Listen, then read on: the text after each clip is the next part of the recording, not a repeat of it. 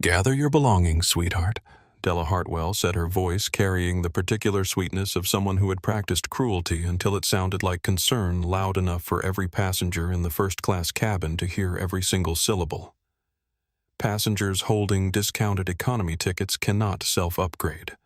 I'm going to need you to collect your things and move to the back of the aircraft, or I will have no choice but to have security escort you off this plane entirely. 30 pairs of eyes turned toward seat 4A. Naomi Carter did not flinch. She did not look up immediately, did not grip the armrest, did not do any of the things a person does when the ground shifts beneath them without warning. She simply reached forward with the unhurried calm of someone who has all the time in the world and marked her page in her novel a small, deliberate act that somehow managed to be the loudest thing in the cabin. Then she looked up at Della, and the look she gave was not anger, was not fear, was not the wounded expression Della had clearly been expecting and perhaps hoping for. It was something far more unsettling than any of those things. It was the expression of a woman who was quietly, methodically, and with absolute certainty committing everything she was witnessing to memory. Naomi said nothing yet. She only looked. And Della, who had spent 22 years learning how to read a cabin, felt something she could not immediately name move through her chest like a cold draft through a cracked window there and gone before she could catch it. 2 hours earlier, Naomi Carter had moved through John F. Kennedy International Airport's Terminal 4. The way water moves through a crowded room quietly without announcement, finding the path of least resistance. Not because she was weak, but because she had learned long ago that the most effective kind of power rarely announces itself at the door. Terminal 4 smelled the way all major airports smell at 6 in the evening. Stale coffee going cold in paper cups. The sharp synthetic bite of hand sanitizer dispensers positioned every 20 feet. The faintly metallic undertone of recycled air and collective human anxiety, and underneath all of it just barely detectable if you knew what you were smelling for the distant ghost of aviation fuel seeping in through every crack and seal in the building. Naomi knew that smell better than almost anyone in that terminal. She had grown up breathing it. At 42 years old, Naomi Carter was the newly appointed Chief Operations Officer of Vanguard Aviation, the multi-billion-dollar parent conglomerate that had finalized a hostile takeover of transatlantic airlines just 8 days prior. It was a title that came with a corner office on the 42nd floor of Vanguard's Chicago headquarters. A security detail she consistently declined, and the authority to restructure an entire airline from the ground up if she decided the situation called for it. The situation she was increasingly certain called for it. But tonight, nobody in Terminal 4 knew any of that. Nobody was supposed to. She wore a simple camel cashmere sweater that had been washed enough times to lose its newness. Tailored black slacks and a pair of leather loafers worn soft and comfortable at the heels. Her natural hair was pulled back into a neat, unassuming bun. She carried no designer handbag, no status symbol luggage, no visible marker of the professional world she occupied when she was not deliberately making herself invisible. Just a battered leather briefcase, its edges softened by years of use, holding inside it a classified operational dossier that represented months of careful, meticulous preparation. The audit had been her idea. Vanguard's board had received 47 formal complaints in the past 18 months.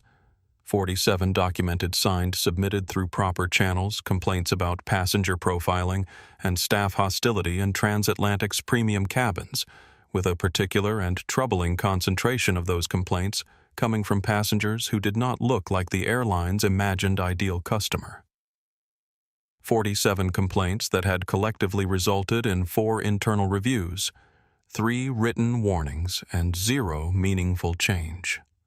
Naomi had read every single one of those complaints in a single sitting on a Tuesday evening in her office, with the city lights of Chicago spreading out beneath her. And by the time she reached the 47th, she had already made her decision. She was not going to send another auditor. She was not going to commission another report. She was going to go herself unannounced, dressed like anyone, and she was going to see what 47 people had tried to tell the airline, and the airline had chosen not to hear. She had started her career 20 years ago as a ramp agent at a mid-sized regional airport in Georgia, hauling luggage in summer heat that made the tarmac shimmer like water, learning the mechanical and human grammar of aviation from the ground up in the most literal sense possible. She knew what this industry looked like from every altitude. She knew exactly what she was walking into tonight. She had simply decided that it was time for the airline to find out what it had been doing wrong and, more importantly, who was going to be the one to fix it. The gate agent, a young man named Timothy with an easy smile and a tendency to make genuine eye contact with passengers, scanned her digital boarding pass with practiced efficiency. The screen blinked green. A pleasant chime followed. "Welcome aboard, Miss Brooks. Miss Carter. Seat 4A. Have a wonderful flight." Timothy smiled, completely unaware that he had just waved through his ultimate boss. The jet bridge smelled of aviation fuel and climate-controlled air, and the faint, rubbery staleness of the accordion tunnel itself. And Naomi's footsteps were quiet on the industrial carpet as she walked the slight downward slope toward the aircraft door, the way she had walked 1,000 jet bridges before this one, though usually from the other direction and in considerably different attire. Della Hartwell was stationed at the aircraft door the way a sentry is stationed at a gate, not merely standing there, but occupying the space, owning it, radiating the particular authority of someone who has commanded this specific threshold for long enough that she no longer thinks of it as the airline's doorway, but as her own. She was a woman in her late 50s, with platinum blonde hair pulled back into a flawless professional chignon red lipstick, applied with the precision of someone who understood that appearance was a form of power. A uniform so perfectly pressed it looked almost architectural, and shoes buffed to a mirror shine. The small gold star on her name badge indicated over 22 years of service with Transatlantic Airlines, and she wore it the way some people wear a rank insignia, not as a symbol of dedication, but as a statement of hierarchy. She greeted the passenger ahead of Naomi with a warm, practiced smile that reached her eyes with convincing authenticity. Then Naomi stepped through the door, and Della's eyes moved over her the way a customs officer's eyes move over luggage, quickly, efficiently sorting and categorizing. And the smile did not disappear so much as it recalibrated, cooling by several precise degrees, the warmth draining out of it like water from a shallow dish, leaving behind something that looked like a smile, in the same way that a copy looks like an original. Della shifted her weight slightly, a subtle sideways step that brought her body closer to the center of the aisle, leading toward the first-class cabin. Not a full block. Not anything you could point to and call deliberate, but enough to communicate without words that this direction required a reason. Naomi held up her phone. The digital boarding pass was clear: her name, the flight number, the seat assignment. 4A, first class.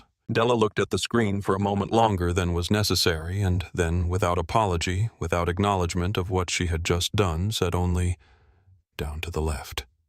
Stow your bag quickly, please.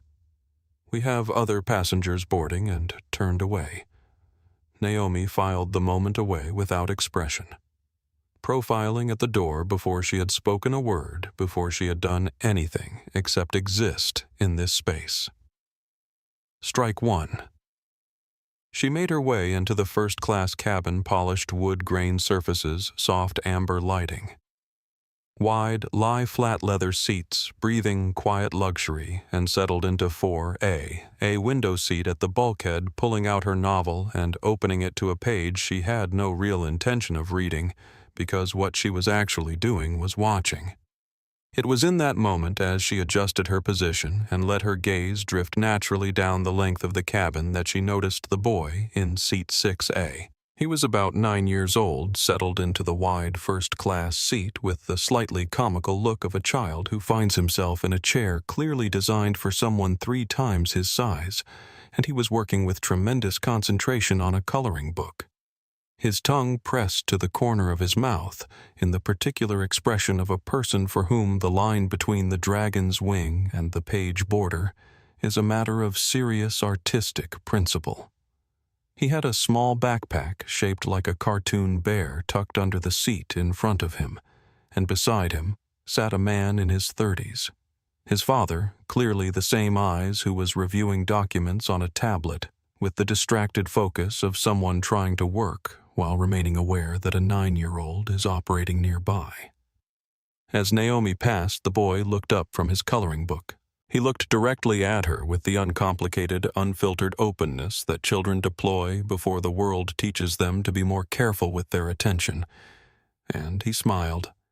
Not a polite smile, not a performed smile, just a real one, the kind that means nothing except that a person is glad another person exists in their vicinity. Naomi smiled back. It was the first time since she had walked into Terminal 4 that something in her chest loosened even slightly. She settled into 4A, opened her novel, and waited to see what the next few hours would teach her.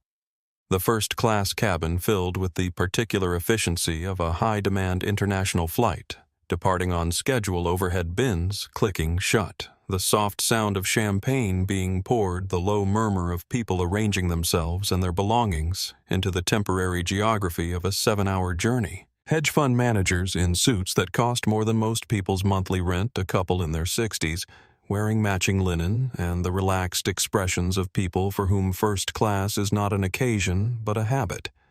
A young woman in 5A who had already set up a ring light on her tray table and appeared to be editing footage on a professional-grade laptop. Della moved through it all with the fluid authority of a conductor at the podium distributing pre-departure champagne, accepting coats for hanging, addressing passengers by names she had clearly memorized from the manifest, except that when she reached Naomi, she did not address her by name, did not offer champagne, did not ask about coat hanging. She moved past with the smooth efficiency of someone executing a decision they had already made. Raymond Voss arrived 9 minutes before the boarding door closed. He was a man in his mid-60s who had been large in every sense for long enough that he seemed to genuinely believe the world organized itself around his dimensions. Broad shoulders inside a 3-piece bespoke suit in a shade of deep charcoal. A face permanently flushed with the particular high color of a man who eats richly, drinks freely, and sleeps soundly, in the knowledge that he has never once had to wait for anything he truly wanted. He came down the aisle with a pre-departure champagne already in hand. Della had handed it to him the moment he stepped through the aircraft door before he had found his seat. Before he had even fully boarded a small offering of recognition that he accepted without acknowledgement the way a man accepts what he considers his due. He stopped at row 4. He looked at seat 4. B, his seat, and then he looked at 4A, and the expression that crossed his face was not surprise. It was something closer to offense, the way a person looks when they reach for something in a familiar place and find it unexpectedly occupied. He looked at Naomi for a long moment, taking in the cashmere sweater, the worn briefcase tucked in the overhead bin, the natural hair, the absence of the visual signals he associated with legitimacy in this particular space, and then he spoke at a volume that was not accidental. "Excuse me," Raymond said, and the 2 words contained an entire argument. "I think there may have been some confusion about this row." Naomi looked up from her book with the measured patience of someone who had been expecting this or something very much like it. "I don't believe so," she said pleasantly. "This is 4A. Is there something I can help you with?" "I always sit in row 4, Raymond said, as if this were a documented fact with legal standing. 4B is my seat. 4A was marked as reserved, a VIP booking they told me at the gate. He paused, and the pause was the sharpest thing he had said yet. "You don't look like a VIP. Are you certain you haven't made a mistake? The main cabin is back through the curtain." Naomi looked at him with an expression of such perfect, pleasant neutrality that it was impossible to tell what was happening behind it. "I am entirely certain," she said. "I am in the correct seat. I hope you enjoy your flight, sir." She returned to her book. Raymond's jaw tightened with the barely contained frustration of a man who has not been dismissed in a very long time and does not know what to do with the sensation. He turned down the aisle, raised one hand, and snapped his fingers. In 6A. Oliver looked up from his coloring book at the sound, stared at Raymond with the frank, unself-conscious assessment of a child, and then looked at his father with an expression that said plainly what is wrong with that man. His father put a quiet hand on Oliver's shoulder and said nothing. Della appeared from the front galley with the speed of someone who had been watching and waiting, crossing the distance between the galley curtain and row 4 and 6 purposeful steps, her face reorganizing itself into an expression of warm, solicitous concern that was directed entirely and exclusively at Raymond. "Mr. Voss," she said with the warmth she had not offered Naomi. "What can I do for you? Is there anything you need?" Raymond leaned in his voice, dropping in volume but not in conviction, and explained the situation, his reading of it anyway, gesturing toward Naomi with the blunt instrument of a hand accustomed to pointing at things it once moved. Della listened, and the listening itself was a performance, her head tilting slightly, her brow contracting with sympathetic concern, her eyes moving once to Naomi, and then quickly back to Raymond, as though the sight of Naomi in that seat was itself a kind of answer.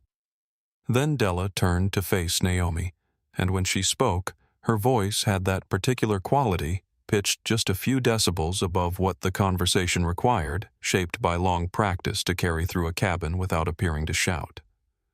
"Ma'am, I need to ask you to present your boarding pass again," Della said, extending her hand with the expectant authority of someone who has never been refused. "We need to verify your seat assignment." Naomi placed her novel face down on the tray table, reached into her pocket with a composure so complete it seemed almost architectural, and held up her phone. The boarding pass filled the screen. Her name, the flight number, seat 4A, first class, purchased at full fare through the executive ticketing system. Della looked at the screen. Something moved across her face, a flicker of something that might have been recalibration, and then it was gone, swallowed by the momentum of a decision already in motion.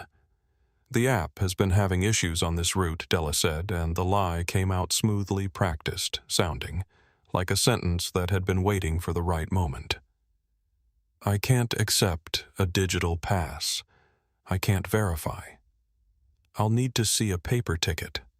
"There is no paper ticket requirement," Naomi said, and her voice had acquired, without rising in volume, even fractionally, a new quality, precise, clear, carrying the weight of someone who is not speculating, but stating fact. "Digital boarding passes have been universally accepted by this airline and by the TSA for 3 years. The gate agent scanned this pass 15 minutes ago. It is valid." "Are you calling me a liar?" Della's voice spiked, the professional veneer cracking along its edges.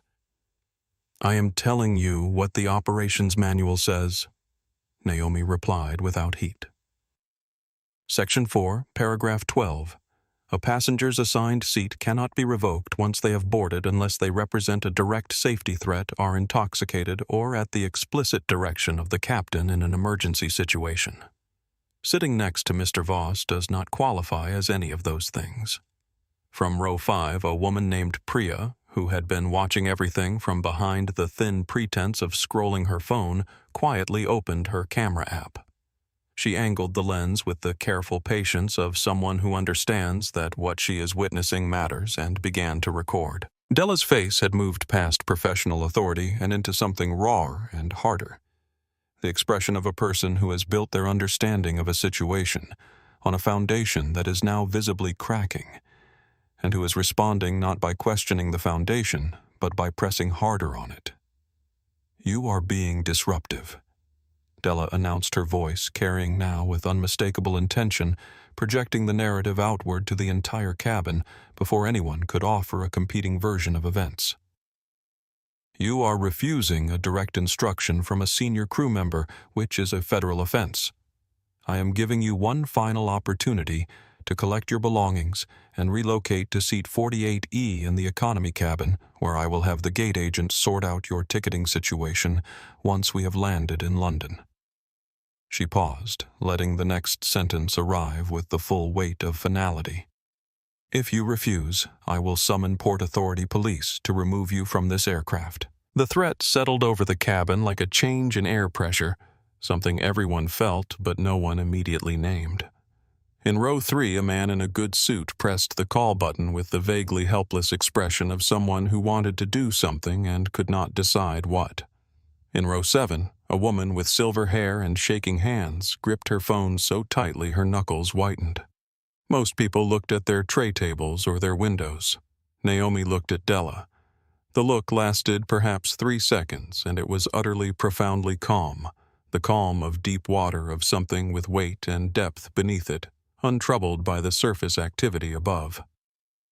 "I am not moving to seat 48, Naomi said, and the words came out level and clear, and impossibly unhurried, each one placed with the deliberate care of a person who understands that what they are saying will matter later. I am not leaving this seat, and if you attempt to remove me—" "Della, I want to be very precise about this. It will be the most consequential professional decision you have ever made. Not a threat, a guarantee." Della stared at her for one long, unsteady moment and then turned and walked to the galley with the rapid, stiff-legged stride of someone who has already decided on a course of action and is running out of time to execute it before doubt catches up. Priya's camera was still running. And if you've ever watched someone refuse to be broken, if you've ever seen a person hold their ground when the entire room was asking them to give it up, then you know why stories like this one matter and why we need you to subscribe to our channel, because this is only the beginning of what happens next. The sound of the galley curtain being yanked shut. The hard plastic rings snapping against the metal rail in a sharp percussive line was followed almost immediately by the lower, more urgent sound of voices behind the thin fabric barrier. A conversation that was not quite quiet enough to be private. Jade, the junior flight attendant, had been standing at the edge of the galley for the past 4 minutes with the particular physical stillness of someone who very much wants to say something and is trying to calculate whether they are allowed to. She was 26 in her second year with Transatlantic, and she had been watching the situation in row 4 with the growing, sickening certainty of someone watching a car accelerate towards something that hasn't moved out of the way yet. Della Jade said, her voice careful, calibrated to be heard without being overheard. "The manifest tablet. I checked it twice. 4A is Naomi Carter." The pass scanned green at the gate. "I saw it come through on the system. Everything checks out." "The system is wrong," Della said, and she was already reaching for the heavy red interphone handset on the galley wall. Her movements rapid and purposeful with the energy of someone who is committed to a direction and is not going to allow second thoughts to slow her down. "She's aggressive. She threatened me. I'm not managing this woman across the Atlantic when I don't know who she is or how she got into that seat. But if she's legitimately Jade—" Della's voice dropped to a register that was harder and colder than anything she had used in the cabin. "Do not finish that sentence." Jade stepped back. She pressed her lips together. She looked through the narrow gap in the curtain at Naomi sitting quietly in 4A, with her hands resting in her lap.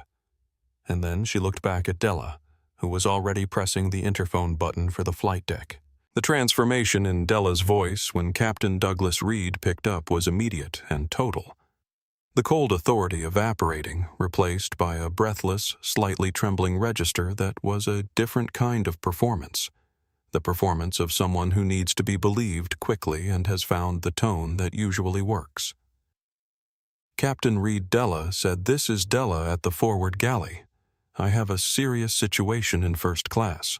I have a passenger in seat 4A who is presenting what appears to be a fraudulent digital boarding pass. When I asked her to relocate so we could verify her status, she became combative and threatening. She explicitly threatened me, Captain. She said removing her would be the worst decision of my career, and she is now refusing to leave the aircraft. I need Port Authority police to board immediately. She is a danger to this flight." There was a pause. The sound of Captain Reed's voice came through the earpiece, and Della's expression shifted slightly. A question being asked that she had not anticipated. Carter, Della said. Naomi Carter, seat 4A. Another pause, longer this time. Yes, I'll wait, Della said, and something in her voice had gone slightly uncertain, though she would not have been able to say why. Della stepped out from the galley with the composed triumph of someone who has set a mechanism in motion and is waiting for it to produce the predetermined result, smoothing the front of her uniform skirt as she moved into the aisle and announced to the cabin that Port Authority police were on their way, that Naomi had approximately 3 minutes to leave voluntarily before the situation became something she would find considerably more unpleasant. Several passengers exhaled audibly. A man in row 3 muttered something under his breath about delays. A woman 2 rows behind him said more clearly, "Just comply. We all have places to be." The social pressure of a full cabin settled onto the situation like weather diffuse environmental. The kind of pressure that doesn't come from anywhere specific, but that you feel on every surface of yourself simultaneously. Naomi sat exactly as she had been sitting. Her hands were in her lap. Her breathing was steady. Her eyes moved to the window to the dark tarmac of JFK spread out below the terminal lights, and she held them there with the focused stillness of someone who is looking at one thing but thinking about another, thinking if anyone had been able to read her expression precisely about a number. 47. The 47 complaints that had come before this moment from 47 people who had sat in seats like this one and been made to feel that their presence required justification, and who had not had what Naomi had tonight: a title, a legal team, a corner office, the ability to make this stop. She thought about those 47 people and felt the weight of the evening settle differently on her shoulders, heavier and more purposeful than before. In seat 6, Oliver had stopped coloring entirely. He was sitting forward slightly, his small hands resting on his coloring book, without pressing down, his eyes moving between Della standing sentry at the front of the aisle with her arms crossed and her jaw set, and Naomi, who was looking out the window. His face wore the expression that children's faces wear when they are trying to make sense of something the adult world has presented to them without warning. Not frightened, not confused exactly, but deeply, seriously attentive, working something out. He turned to his father and said in a voice that was quiet but not quiet enough to be contained to Roe, "Six, Dad, why does that lady have to leave?" "She didn't do anything wrong." His father, a man named David who worked in urban planning and had spent the past 20 minutes trying to decide whether to say something, and concluding each time that he did not know what to say, put his hand on Oliver's shoulder and said quietly, "I don't know, Bud." Oliver looked back at Naomi. His forehead was slightly creased with the effort of sustained moral processing. He did not look away. Priya in 5A had shifted her phone's angle slightly, and the frame of her video now included both Naomi's profile at the window and Oliver's face in the row behind a 9-year-old boy watching a woman be told she did not belong, trying to understand why and failing to find a reason. Della stood at the head of the aisle. Her fingers beneath the crossed arms were not entirely still. The boots were audible before the officers were visible, a heavy, purposeful rhythm on the jet bridge floor that announced its own authority, and then 2 Port Authority officers in tactical gear stepped through the aircraft door and into the first-class cabin with the compressed, ready energy of people who have been told this is a Code 3 situation and are prepared to treat it accordingly. "Which passenger is the disturbance?" the lead officer asked, his voice filling the cabin with practiced command. Della pointed with the decisive gesture of someone who has been waiting to make exactly this gesture at seat 4A. "Right there, officer." Fraudulent boarding pass, refused crew instructions directly threatened my safety. She needs to be removed immediately. The 2 officers moved down the aisle with the efficiency of people executing a clear mandate. Stopping at row 4, the lead officer looking down at Naomi with the assessment of someone who has arrived mid-story and is reading the room as fast as he can. "Ma'am," he said, "I need you to gather your belongings and come with us right now." Naomi looked up at him, The look was calm, direct, and without performance. "Officer," she said, her voice steady and unhurried. "I want to strongly recommend that you confirm the passenger manifest with the flight deck before you take any further action. This crew member has filed a false report. I am not a threat to this aircraft. I am a legitimately boarded passenger in my legitimately assigned seat, and I am telling you as clearly as I am able to that the person who called you up here lied to you."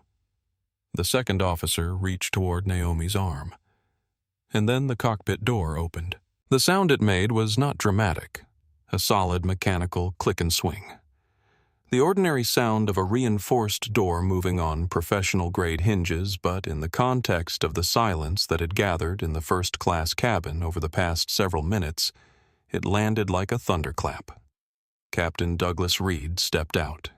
He was a tall man, silver-haired, broad-shouldered, wearing 4 gold stripes on his epaulets that represented 31 years of accumulated authority in the air, and he moved into the cabin aisle with the unhurried decisiveness of someone who has assessed a situation from a distance and arrived at a conclusion he does not intend to revisit.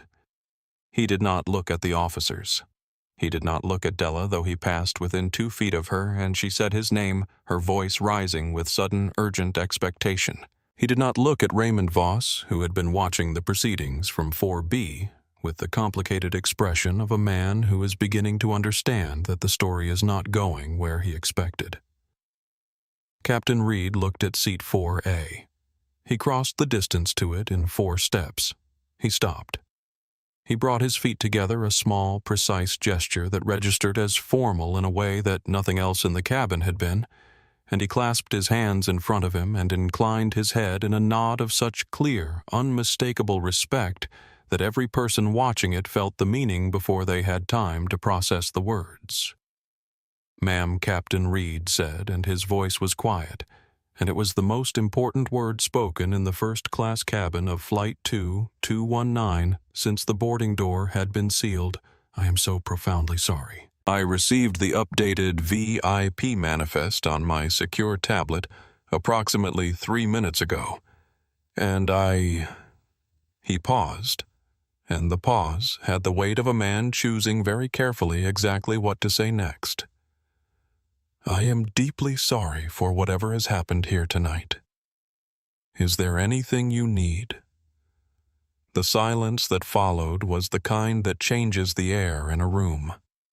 Della's hand, which had been extended toward Captain Reed's arm as he passed her, dropped slowly to her side.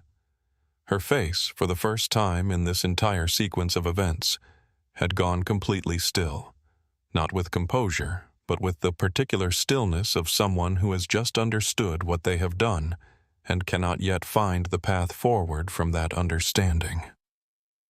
In seat 6, Oliver watched Captain Reed bow his head to the woman everyone had been trying to make leave, and the crease in his forehead smoothed out, and he picked up his coloring pencil again slowly, as if something that had been disordered had been set right. There is a particular quality to the way certain people rise from a chair. Not the physical mechanics of it, which are the same for everyone, but something in the intention behind the movement, the way some people stand up and the room simply continues, and other people stand up and something in the atmosphere quietly but irreversibly shifts. Naomi Carter stood up from seat 4A, and the first-class cabin of Flight 219 felt it the way a room feels a change in pressure before a storm. She was the same woman who had boarded in a worn cashmere sweater and a battered leather briefcase. The sweater had not changed. The briefcase was still in the overhead bin. But the woman who stood now in the aisle of the Boeing 777 occupied space differently than she had when she was sitting, not taller, not louder, not more decorated with the usual markers of power, just somehow more completely and unmistakably herself, the way a word you have been mispronouncing your whole life sounds when you finally hear it correctly pronounced. She looked at the officers first. "Gentlemen," she said, with a warmth toward them that contained no trace of the condescension she had received for the past 40 minutes. "I owe you an apology for the waste of your time and professional resources tonight, and I want you to know that the airline takes full responsibility for that. My name is Naomi Carter. I am the Chief Operations Officer of Vanguard Aviation, the parent company that completed its acquisition of Transatlantic Airlines 8 days ago. She held up her phone. Not the boarding pass this time, but a different screen. A corporate credentials page with her photograph and her title in clear, unambiguous text. The boarding pass on my phone is not fraudulent. It was issued through the executive ticketing system. I am not a threat to this crew. I am, in point of fact, the person who signs their paychecks. The lead officer looked at the screen. He looked at Captain Reed, who nodded once without hesitation. The officer exhaled a long, measured breath and nodded. "Understood, ma'am. We'll get out of your way." One more thing, Naomi said before they turned. Vanguard Aviation will be making a formal contribution to the Port Authority Widows and Children's Fund by end of business tomorrow. An apology is not enough for what your time was used for tonight, but it is a start. The officers left. Their boots on the jet bridge grew quieter and then disappeared entirely, and the first-class cabin was left with what they had left behind, the fact of what had just been witnessed and what it meant, and the faces of the people who had been watching. Priya's phone was still recording. Raymond Voss in 4B had said nothing for the past 4 minutes, which was the longest he had gone without speaking since boarding, and his face had the particular pale quality of a man who has just heard a name, Vanguard Aviation, and is doing rapid, silent arithmetic about what it means for him personally. Naomi turned to Della. The cabin went quieter than it had been at any point in the evening, the kind of silence that has texture that you can feel against your skin, that means everyone has simultaneously decided to stop moving and simply witness what is about to happen. Della's composure had been dismantling itself in stages over the past several minutes. First the certainty, then the confidence, then the authority, and now what remained was something smaller and more human, and in a strange way more honest than anything she had shown during the preceding 40 minutes. A woman who has done something she cannot undo, and has arrived at the moment of understanding exactly what that means. "Strike one," Naomi said, and her voice had no anger in it. Something more difficult to receive than anger. Something that was simply clarity, the way a well-made knife is simply itself. "You stopped me at the boarding door. You did not check my boarding pass. You looked at me, my clothes, my bag, my skin, and made a determination about where I belonged before I had done a single thing to inform that determination. That is profiling. That is a violation of this airline's passenger rights policy and of basic human decency." Della opened her mouth. Naomi raised one finger, not aggressive, barely a gesture at all, but it was enough. "Strike two. When Mr. Voss demanded my removal without a single verifiable reason, you did not consult the manifest. You did not verify the ticketing system. You invented a defect in the boarding app that does not exist, and you used that invention to build a case against a passenger whose pass had already been confirmed valid at the gate. You lied.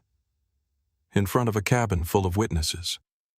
She paused, and in the pause the air in the cabin was very still. "Strike three. You reported to your captain that I had a fraudulent boarding pass, that I had threatened your physical safety, and that I was a danger to this flight. All three of those statements were false. You directed federal law enforcement officers to remove a legitimately seated passenger based on lies you constructed because she did not look the way you decided a first-class passenger should look." She looked at Della for one long, level moment. "You are suspended from duty effective immediately pending a formal termination hearing. Captain Reed will escort you off this aircraft. Your union representative will be notified." Della's voice, when she found it, was barely recognizable as the same voice that had commanded the cabin 20 minutes earlier, stripped of its authority, thin and unsteady, the voice of someone standing in the wreckage of a decision they cannot take back. 22 years, she said. I've given 22 years to this airline. Please, please don't do this." Naomi looked at her, and the look was not without feeling. It was in fact exactly because of feeling that it was so unflinching. "If I had been anyone else tonight," she said quietly, "if I had been a teacher, a student, a young mother, anyone without what I have, you would have had me arrested. You would have put handcuffs on a woman who had done nothing wrong, and you would have gone home tonight and slept. That is the thing I need you to understand, Della. This was not a mistake. Mistakes are accidents.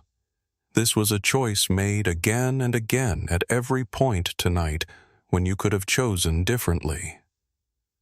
Captain Reed stepped forward. His expression was grave and certain. "Della, come with me." Della looked around the cabin one last time at the passengers who had murmured their agreement with her not 20 minutes ago, and who were now looking at her with something between pity and a reckoning of their own. And then she turned and walked into the galley, and the curtain fell behind her, and she did not come back. Naomi turned to Jade, who was standing very still at the edge of the galley entrance, her eyes bright with something that was not quite tears, and not quite relief, but was close to both. "Jade." Naomi said gently, "You're the acting senior purser for this flight. Please close the boarding door, and let's get these people to London." The energy in the cabin after Della's departure had the strange, disoriented quality of a room after a storm has passed. Not calm exactly, but quiet in a way that felt earned, rather than merely present, the quiet of people who have witnessed something they are still processing and have not yet found the words for. Naomi turned to Raymond Voss. It was the first time she had looked at him directly, and without deflection since he had first addressed her, and the directness of it, the simple unperformed act of turning and meeting his eyes, seemed to do something to him physically. A slight shrinking, a realignment of his posture that was not voluntary. "Mr. Voss," she said. There was no particular inflection in the words. She did not need inflection. Raymond opened his hands in a gesture of conciliation, broad palm, out the body language of a man who has decided that cheerful reasonableness might still be available to him as a strategy. "Look," he said, and he even managed something approximating a chuckle, the kind of sound men like Raymond produce when they want to signal that the preceding events were merely a misunderstanding between equals that sensible adults can move past without further fuss. "This has been a wild few minutes, I'll give you that. Clearly there's been a miscommunication all the way around. Tempers got a little high. These things happen on long flights." He tilted his head in a way that suggested he was offering her something generous. "Let me buy you a drink when we reach cruising altitude. No hard feelings." Naomi looked at him without expression for long enough that the offer finished existing in the air between them and simply dissolved. "Do you remember," she said, "what you said to me when you first stood at this row?" Raymond's eyes shifted slightly, the eyes of a man accessing memory and simultaneously calculating risk.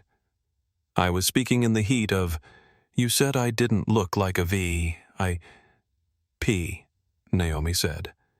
"And then you told me the main cabin was back through the curtain." She paused. "And when you thought I was about to be arrested, you didn't say a single word." You sat back and watched. The chuckle was gone. Raymond's hands had come down from their conciliatory position and settled in his lap. "Your apology is noted," Naomi said, "and it is not accepted. Not because I am unwilling to forgive, but because an apology delivered at the precise moment consequences arrive is not an expression of regret. It is a negotiation tactic, and I want to be honest with you about the fact that I can see the difference." She straightened slightly, and the movement itself was a kind of sentence. "Your Platinum Elite status with Transatlantic Airlines is revoked effective immediately. You will be reclassified as a basic economy passenger across all Vanguard-owned carriers and our alliance partners for a minimum of 5 years. And tonight, Mr. Voss, you will be relocating to seat 48E in the economy cabin." She held his gaze. You have 10 seconds. Raymond's face went through several stages in rapid succession. Disbelief, outrage, the automatic reach toward the former. CEO's name as a shield. I know Gerald Whitmore personally. I've flown this route for 15. And then, when Naomi told him simply that Gerald Whitmore had been terminated the previous Thursday, as part of Vanguard's leadership restructuring the final stage deflation. The slow, undeniable understanding that the world he thought he was operating in had already changed, and he had simply not been informed. He stood. He pulled his suit jacket from the overhead bin with the movements of someone who is very carefully not looking at anyone. He picked up his briefcase, and then he walked down the aisle of the first-class cabin past row 5, where Priya tracked him with her camera, past row 6, where Oliver watched him go with the wide, direct attention of a child who is witnessing something he will remember, all the way to the curtain that separated first class from the rest of the aircraft, and through it and out of sight.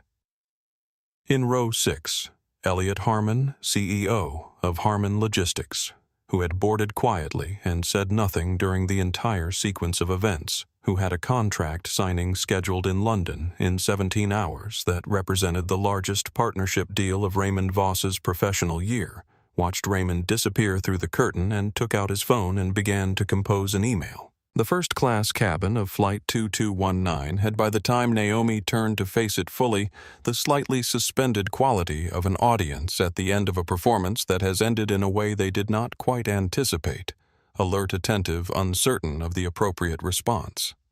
Naomi stood in the aisle and did not use the interphone, did not reach for a microphone.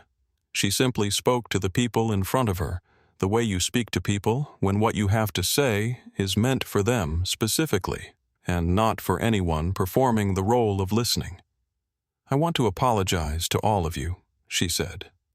Not for anything I did tonight, but for the fact that you had to see it, that what happened here is something that happens in the cabins of this airline and has been happening, and that the people whose job it was to address it chose repeatedly and over a significant period of time not to.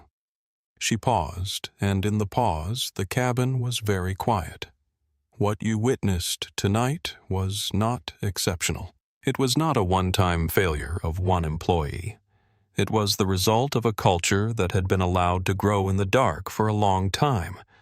A culture that decided some passengers need to prove they belong and others are simply assumed to. That changes tonight. Not because of what happened to me. I have the resources to protect myself, and I know that. And I am acutely aware that most of the people who have sat in seats like this one and been treated the way I was treated tonight did not have those resources. This changes tonight because of them. She looked around the cabin at the woman in row 3, who was crying quietly at the man in row 7, who was nodding slowly at the young woman in 5A, who had her recording phone pressed to her chest like she was holding something breakable. And then she looked at row 6, at Oliver, who was watching her with the particular quality of attention that children give to things they have decided are important, his coloring book forgotten in his lap. Every passenger on this flight will receive a full refund of their ticket fare, Naomi said. Not as silence, but as acknowledgement. You were here. You saw what was happening. Most of you said nothing, and I understand why, because it is profoundly uncomfortable to speak into a room when the power in that room seems to be arranged against you. I understand that. She paused.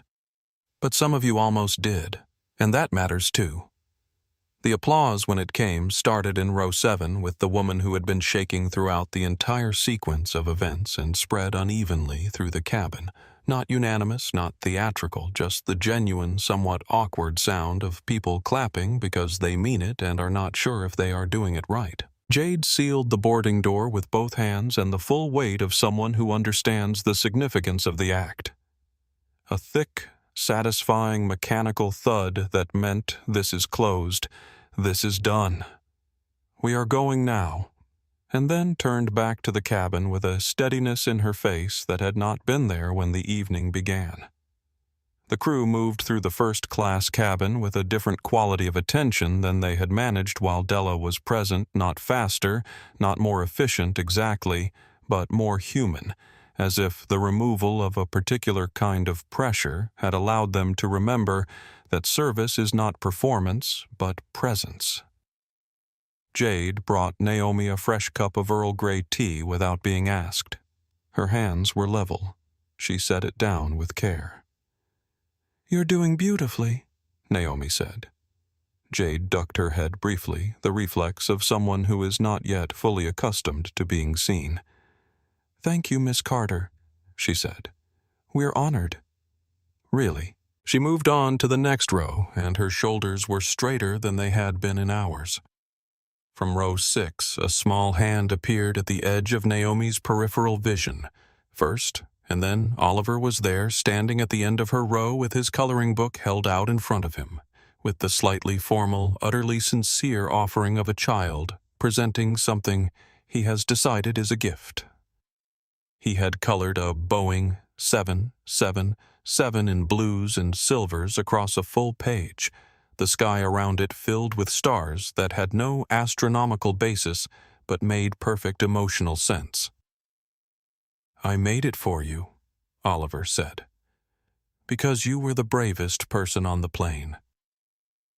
Naomi took the drawing with both hands. She looked at it for a moment with the careful attention it deserved, and then she looked at Oliver, and it was the first time all evening that the smile on her face was entirely unguarded, entirely itself. The smile of a person not an executive, not a defendant, not a woman making a point, just a person receiving something honest from another person. "Thank you, Oliver," she said. "I'm going to keep this." Oliver nodded as if this was the correct and obvious answer and went back to row 6. His father, David, mouthed, "Sorry to bother you," in Naomi's direction. She shook her head slightly and held up the drawing, and David smiled and looked away at his window, and the moment folded itself into the fabric of the flight. Priya appeared at Naomi's shoulder a few minutes later, phone in hand. Expression somewhere between apologetic and resolute. "I should tell you," she said, "I was recording." "From the beginning." "I know," Naomi said. "I haven't posted anything. I wanted to ask you first." Priya paused. "I think people should see it, but I understand if you'd rather it didn't go out." Naomi was quiet for a moment. Outside the window, the lights of JFK were receding the long, bright geometry of the runways and taxiways and terminal buildings, shrinking away into the dark below as the aircraft climbed and the city became a concept rather than a place. "Wait until we land," Naomi said finally. "Give the airline 24 hours to make a statement first. After that, it's yours to do with what you think is right." Priya nodded and went back to her seat, and the Boeing 777 climbed into the dark above the Atlantic, carrying 31 people and one very significant drawing of a plane rendered in blue and silver toward the morning rising over London. Seat 48E was the kind of seat that exists at the tail end of every long-haul aircraft, like a small, humbling joke told at the expense of whoever ends up in its center position in the last row before the aft bulkhead hemmed in on both sides by the window and aisle seats. The way a filling is hemmed in by bread close enough to the lavatory that the doors opening and closing produced a rhythmic chemical draft of blue sanitation fluid every 3 to 5 minutes with the mechanical reliability of a metronome. Raymond Voss lowered himself into it with the careful movements of a man whose 3-piece bespoke suit in deep charcoal had been designed for an environment roughly analogous to a private library-wide armchair's soft lighting, adequate air, and was now being asked to perform in conditions it had not been consulted about. His knees contacted the seat back in front of him before he was fully seated. He shifted. They contacted it again.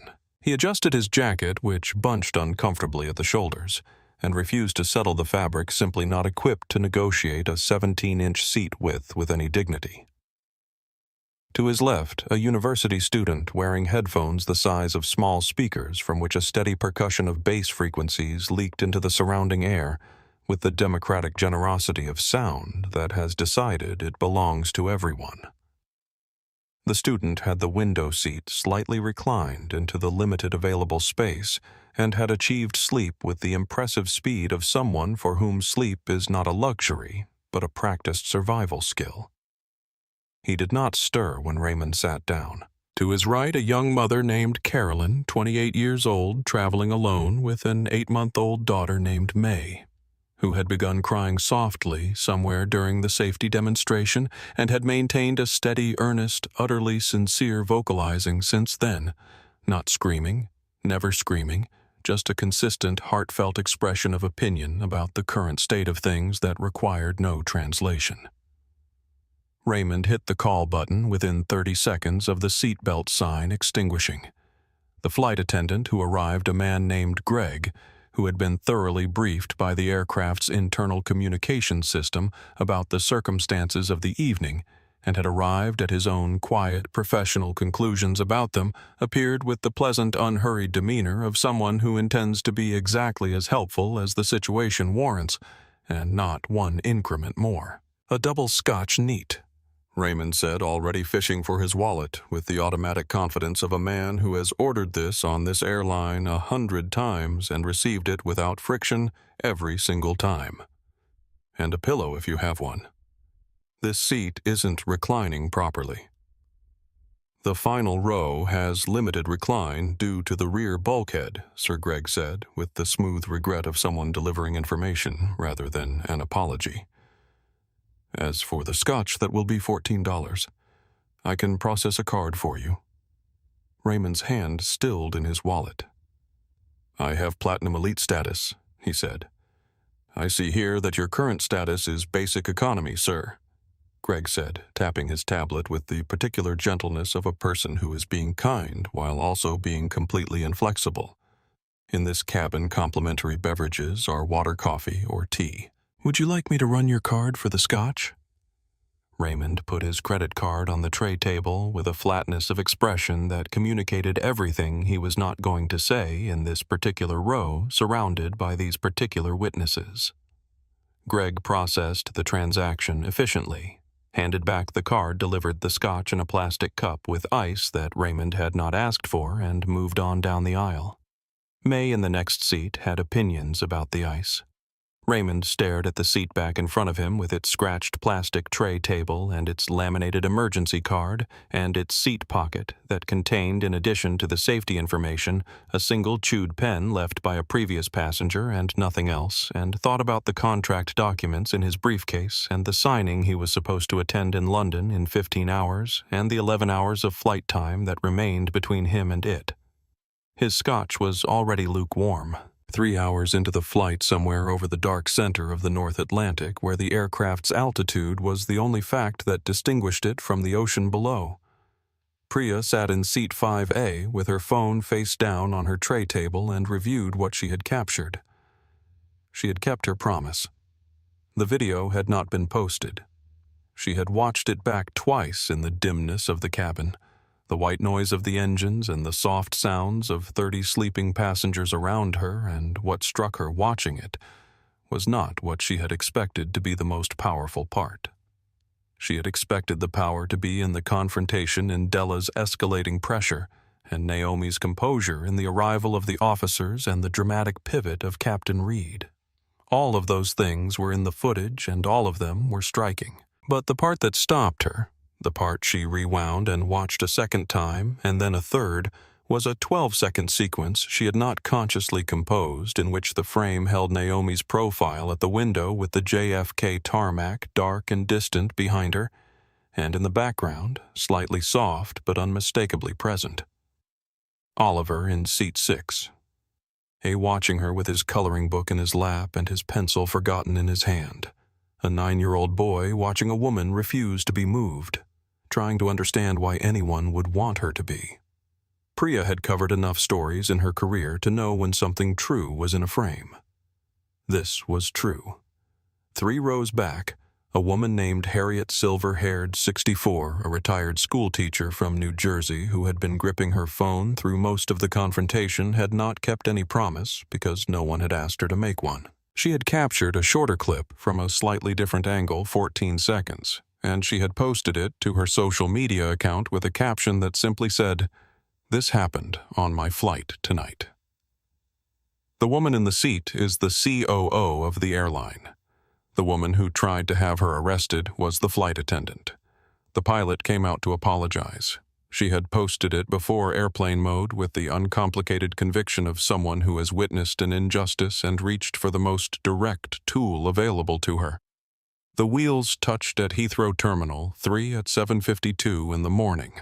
London time to a gray sky and light rain and the particular flat light of an English autumn morning that makes everything look both very old and very new simultaneously.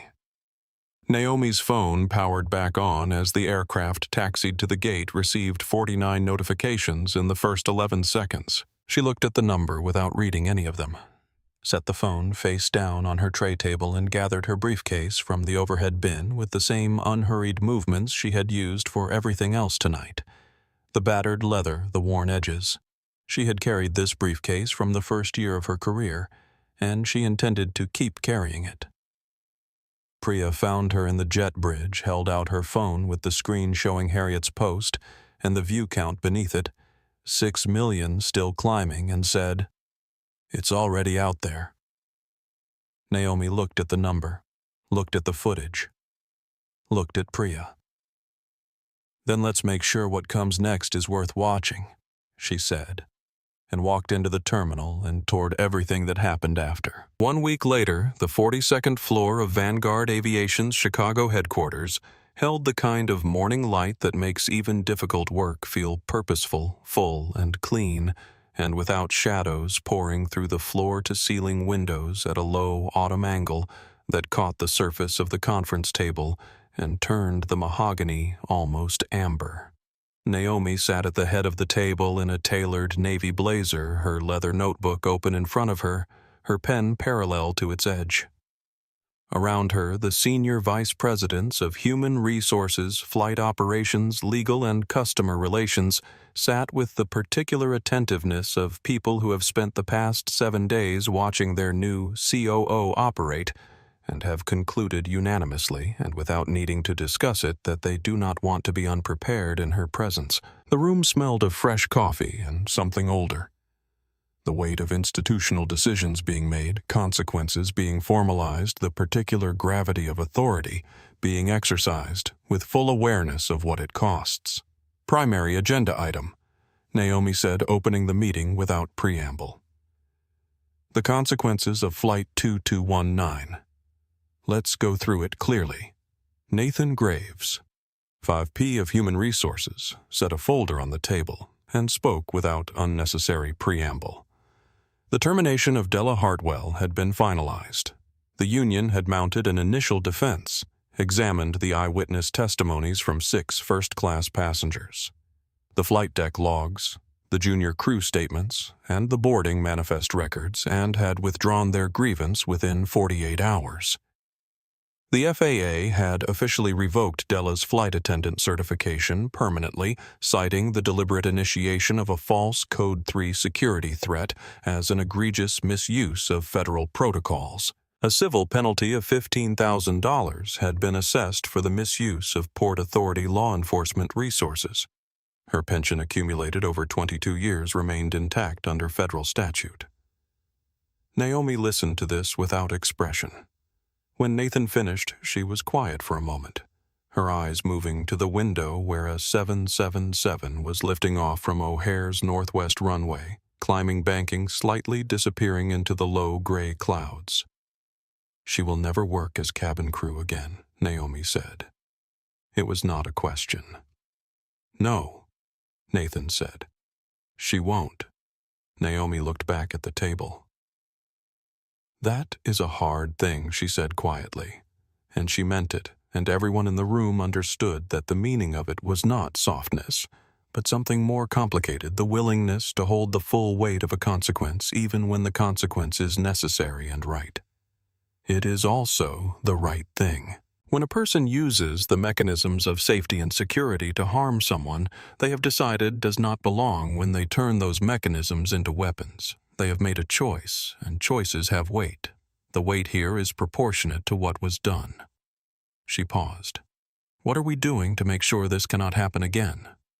The VP of Operations leaned forward. Mandatory implicit bias training, the real and specific kind, for all 14,000 crew members across the transatlantic network, with third-party facilitation and annual recertification. A direct reporting line for junior crew, secure and anonymous bypassing in-flight hierarchy entirely, so that the next Jade, the next person who checks the manifest and knows the truth and has nowhere safe to say it, has somewhere to say it. Good, Naomi said, and made a note. We train people to lead the way Jade led, not the way Della ruled. The VP of Customer Relations delivered the update on Raymond Voss with the careful neutrality of a man reporting facts he finds genuinely satisfying. Elliot Harmon, who had been seated in row 6 across from Oliver throughout the entire sequence, observing with the quiet and comprehensive attention of a CEO who understands that how a person behaves when they think no one important is watching is the most accurate data available about who they actually are, had withdrawn from the contract negotiations before the aircraft had landed at Heathrow. The formal letter cited a fundamental misalignment of values. The deal, valued at $11 million in projected revenue over 3 years, was gone. Raymond's Platinum Elite status had been revoked across all Vanguard carriers and alliance partners for 5 years. He was free to book basic economy when he needed to fly. Naomi listened, looked down at her notebook, and wrote nothing. Some things did not require a note. They simply required acknowledgement. Actions have weight, she said. They always do.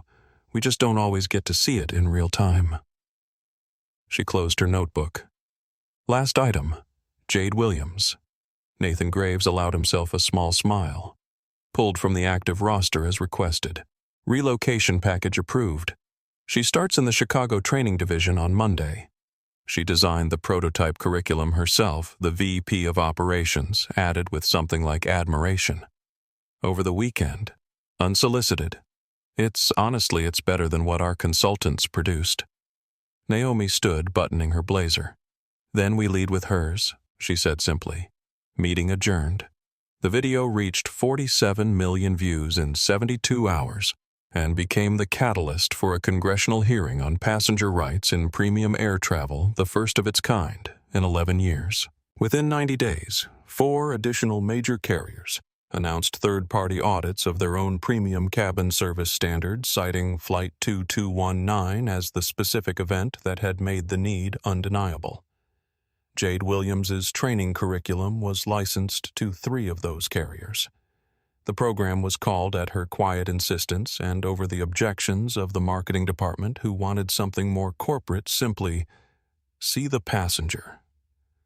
Oliver's father, David, sent a photograph to Naomi's office 6 weeks after the flight. Oliver standing in front of his class at school, holding up his essay about the woman on the airplane who won by sitting still. His teacher had given it an A and asked if it could be read aloud. Oliver had said yes.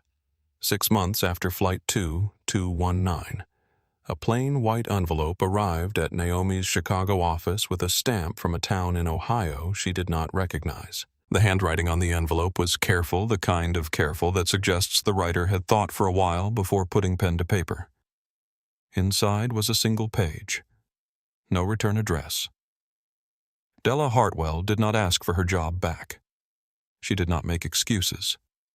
She wrote in 4 paragraphs that were the most honest thing she had produced in 2 decades that she had carried certain beliefs about who belonged in certain spaces for her entire career, and had never once stopped to ask herself where those beliefs had come from or whether they were true. She was asking herself now. It was, she wrote, a harder question than she had expected. Naomi did not write back. But she gave the letter to Jade, and Jade, with Della's name removed, placed it at the beginning of the training program as the first thing every crew member read, not as a cautionary tale, as a mirror. The last aircraft of the day lifted off from O'Hare as the sun went down, and Naomi watched it from her window on the 42nd floor until its lights became indistinguishable from the first stars appearing in the east. She had started her career on the tarmac below in the noise and the heat and the anonymity of work that most people never think about.